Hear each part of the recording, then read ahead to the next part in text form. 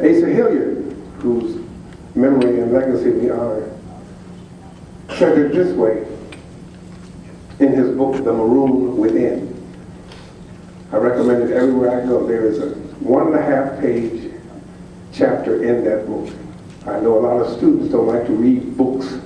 They're too long, they're too boring. 1.5 pages you can handle. In his 1.5-page essay on the making of a sheepdog, he says what the old man said to the traveler who asked about the people of Sumer. He says what James Washington said about us and our story, and I'm not telling our story to our children. He says what Moses says in Deuteronomy 6 this way.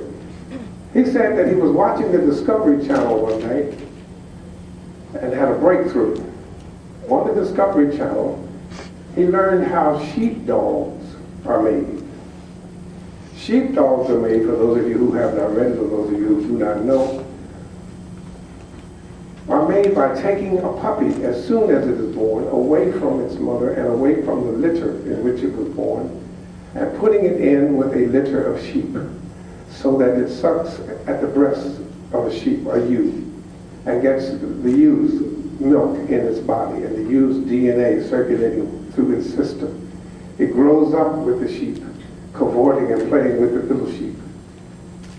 And when it gets to be a grown dog, whether it's a collie or German shepherd, its allegiance will be to the sheep. It will not only attack another dog born in its litter, but it will attack the owner of that dog if that dog's owner heads anywhere towards those sheep to harm them, or if he thinks the owner might harm those sheep. And then Dr. Hilliard gives some illustrations. I will update them from his Maroon Within.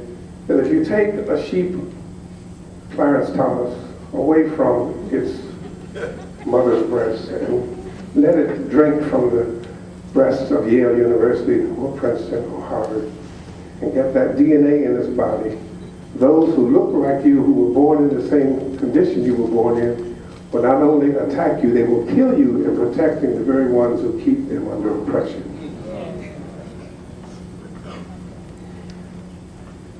Reclaiming the greatness of the African American church and the academic community, I use those stories to shape and frame the discussion today in the open forum. Because we did not tell our story of our church to our young people. We did not tell the story of our faith to our young people. As a matter of fact, as soon as chattel slavery was over, when the missionaries from New England came south to set up Howard University, Morehouse, Spelman, Atlanta University from my denomination, Dillard University, Tougaloo, Talladega, Lemoyne, Owen, they not only taught us that New England culture was synonymous with Christianity, they taught us that African culture was inferior. They taught us that African worship was inferior. They taught us that African music was inferior. They taught us we had no literature. They taught us how to forget our story, and we were not allowed to sing our own music in our own black schools.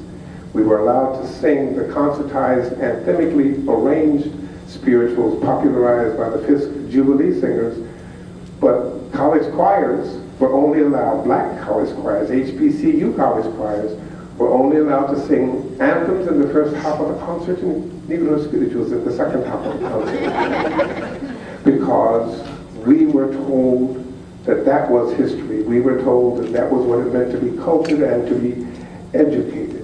And as a result, we did not pass on to our children one of the songs I sang at Asa Hillard's funeral that his mother sang all the time. We did not pass on those genres, so that many of our young African American students and African American scholars grew up outside the church, not knowing the story of the church. My oldest daughter, who was made into the sorority Delta Sigma Theta by one of Asa Hillard's daughters, was a sophomore at Hampton, and I said something to her one day about Denmark Vesey, and she said, in classic Hampton University language, "HOTEP." I hadn't told her, nor had Hampton, nor had the public education system in the city of Chicago. So that when you mention names about our great past, like Harriet Tubman, who was a minister in the African Methodist Episcopal Zion Church, a 44 pistol toting minister. Denmark Vesey, Gabriel Prosser, Nat Turner, and the other 130 insurrections started by slave Christians who wanted to be free, unfortunately cataloged by not an African American scholar, but Herbert Aptheker. That part of our story has not been passed on, so that greatness of the African American church has not been taught. You cannot restore that greatness without telling our story to our children. One of the things that I have found out across the years of trying to pastor and trying to teach seminary simultaneously was that we need to, in restoring the greatness for the church and the academy, we need to stop the attacks where we attack each other. And we need to start building bridges of understanding where we talk to each other and not about and at each other. This conference is to bring the elder history sharers with young people.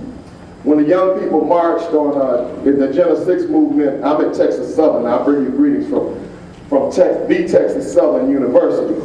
When the students came back, they said, where were the elders? We marched in this march and we didn't see the elders there to share wisdom with us.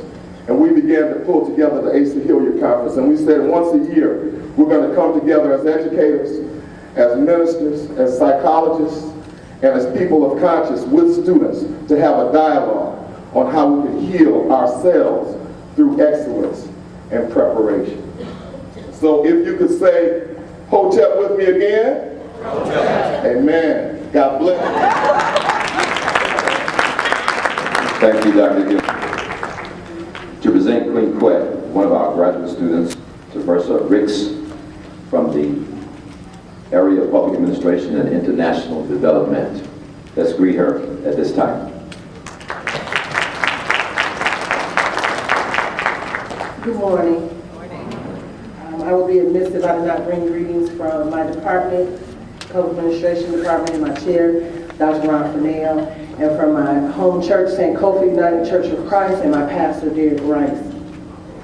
Before I begin to give the introduction for Queen Quet, I just want to just say one thing. If this conference does nothing but at least let you go and to use your cell phone, this new technology, and to call your grandmother or your grandfather or your great aunt and ask about your family. Ask for a story that you've never heard. Ask her questions about what is the first memory she has of her parents or her grandparents. I just want you all just not to miss the opportunity to reach and know the story of your family when those ancestors are still here with us before they go on to the other side.